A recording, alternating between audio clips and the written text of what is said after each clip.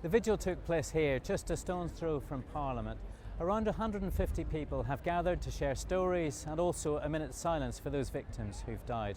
One of those infected is Sue Wathen. She's a retired teacher from Northamptonshire. She told me the shocking moment when she learned of her own hepatitis C diagnosis.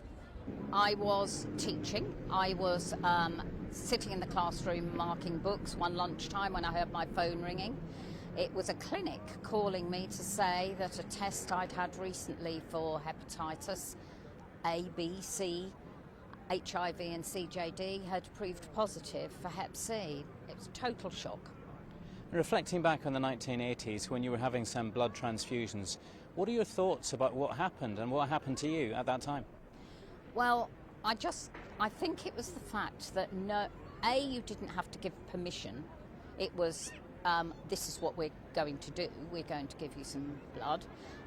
Nobody ever said to me, there is a chance, there is some minuscule chance that you could have something go wrong with this. I just had no idea. So I'd lived all those years in blissful ignorance, really, despite many years of ill health. Now, it's 10 years since your diagnosis. What's the journey been like since then?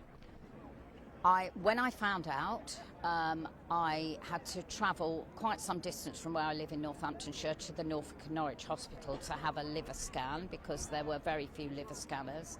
And I travelled over there. The lady that did the scan said to me, there are some new drugs that have just been approved by NICE. What you want is one of those. They're direct-acting antivirals. They're not the dreadful treatment that has been available so far. So I thought, that's what I'm going to have.